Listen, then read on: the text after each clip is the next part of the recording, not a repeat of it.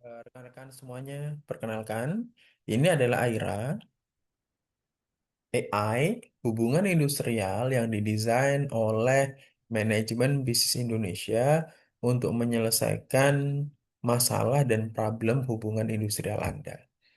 Kita tahu sebagai salah satu praktisi HR, pebisnis, atau bahkan teman-teman praktisi hukum pasti seringkali kesulitan untuk menggabungkan antara satu undang-undang dengan undang-undang yang lain dengan beberapa problem mungkin.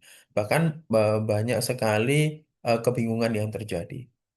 Oleh karena itu, rekan-rekan semuanya, Aira ini didesain untuk menyelesaikan problem hubungan industrial Anda sehingga Anda bisa mengetahui problem hubungan industrial Anda itu sesuai, bertolak belakang, melawan hukum-hukum yang ada, dan bagaimana sih cara menyelesaikannya.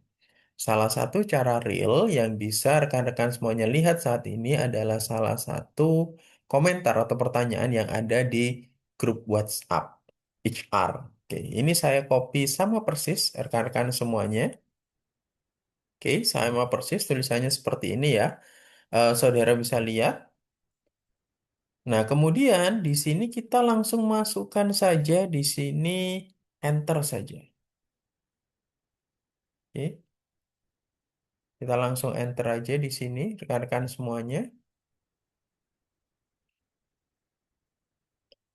Di sini AI ini sudah mulai melihat, dia sudah mulai mencari dan membandingkan dengan undang-undang terbaru. Oke, ini sengaja didesain, dia sudah dengan menggunakan undang-undang terbaru tahun 2026, sehingga dia akan menyelesaikan permasalahan-permasalahan ini sesuai dengan undang-undang yang ada.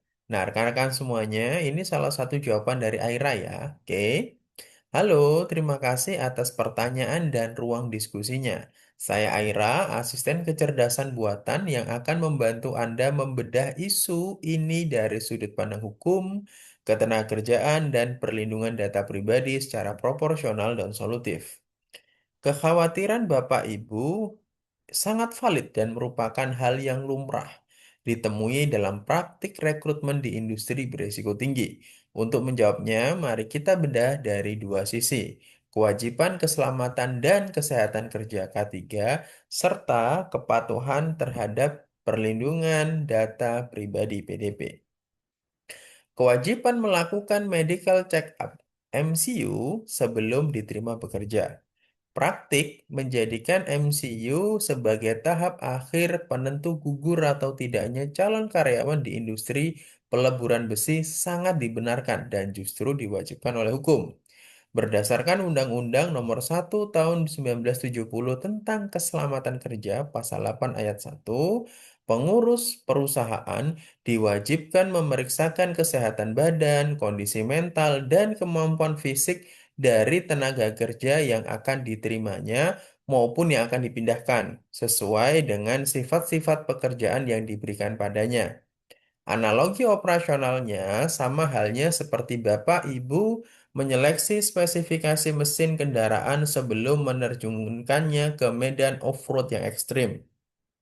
Jika mesinnya dari awal tidak didesain untuk kondisi tersebut, memaksakannya justru akan merusak aset, membahayakan nyawa karyawan ya maksudnya.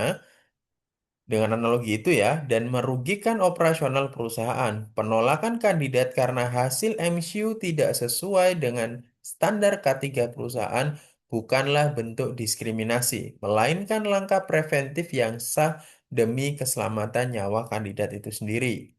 Penerimaan data pribadi, rekam medis sebelum menjadi karyawan. Bapak Ibu benar, mau tidak mau perusahaan memang harus menerima dan memproses data riwayat kesehatan tersebut sebelum kandidat resmi menjadi karyawan. Secara hukum, rekam medis, data dan informasi kesehatan diklasifikasikan sebagai data pribadi yang bersifat spesifik berdasarkan Undang-Undang Nomor 27 Tahun 2022 tentang Perlindungan Data Pribadi (UU PDP) Pasal 4 Ayat 2 huruf A. Perusahaan diperbolehkan memproses data ini di tahap rekrutmen asalkan memiliki dasar hukum pemrosesan yang sah. Berdasarkan UU Nomor 27 Tahun 2022, Pasal 20 Ayat 2 huruf A dan huruf C. Dasar hukum yang bisa digunakan perusahaan adalah persetujuan sah secara eksplisit dari subjek data pribadi kandidat. Dua, pemenuhan kewajiban hukum dari pengendali data pribadi. Dalam hal ini, perusahaan mematuhi kewajiban UU Keselamatan Kerja yang dibahas di poin 1. Rekomendasi solusi operasional langkah aman bagi perusahaan agar proses rekrutmen Bapak Ibu berjalan lancar tanpa menyalahi aturan ketenagakerjaan maupun UU Pelindungan Data Pribadi. Terapkan langkah-langkah berikut. Lakukan transparansi di awal persetujuan eksplisit sebelum kandidat melakukan MCU. Berikan formulir consent, persetujuan tertulis atau elektronik yang menyatakan bahwa mereka bersedia data kesehatannya diserahkan dan diproses oleh perusahaan khusus untuk keperluan evaluasi kelayakan kerja. Sesuai UU Nomor 27 Tahun 2022, Pasal 21 Ayat 1, sampaikan secara transparan tujuan pemrosesan data, jenis data yang diproses, dan jangka waktu retensinya. Jaga kerahasiaan secara ketat. Data hasil MCU paru-paru tersebut tidak boleh dibocorkan ke pihak yang tidak berkepentingan. Hanya tim HRD, medis perusahaan, atau user pengambil keputusan yang berhak melihatnya. Hal ini merupakan kewajiban menjaga kerahasiaan berdasarkan UU Nomor 27 Tahun 2022 Pasal 36. Hapus, musnahkan data kandidat yang gagal. Bagaimana dengan kandidat yang hasil MCU-nya menyatakan mereka memiliki riwayat sakit paru-paru dan akhirnya tidak diterima, gagal? Berdasarkan UU Nomor 27 Tahun 2022, Pasal 43 Ayat 1, huruf A, pengendali data pribadi wajib menghapus data pribadi dalam hal data tersebut tidak lagi diperlukan untuk pencapaian tujuan prosesan. Karena tujuan rekrutmennya sudah selesai, kandidat ditolak, maka berkas rekam medis kandidat tersebut harus dihapus atau dimusnahkan secara aman untuk menghindari risiko kebocoran data di kemudian hari. Kesimpulannya, nah, rekan-rekan semuanya bisa baca sendiri kesimpulannya ya, rekan-rekan semuanya. Nah, di sini saudara sudah lihat bagaimana performance Aira dalam menyelesaikan dan memberikan rekomendasi sesuai peraturan yang berlaku. Jika rekan-rekan semuanya ingin mencoba dan mengetahui jawaban Arya untuk menyelesaikan hubungan industrial Anda, permasalahan Anda, silahkan Anda ikuti bootcamp hubungan industrial yang disediakan oleh Manajemen Bisnis Indonesia. Aira adalah AI yang didesain oleh Manajemen Bisnis Indonesia untuk membantu Anda menyelesaikan hubungan industrial Anda dan tahu apa saja yang boleh, apa saja yang tidak, dan apa saja yang berlawanan dengan hukum. Seperti itu.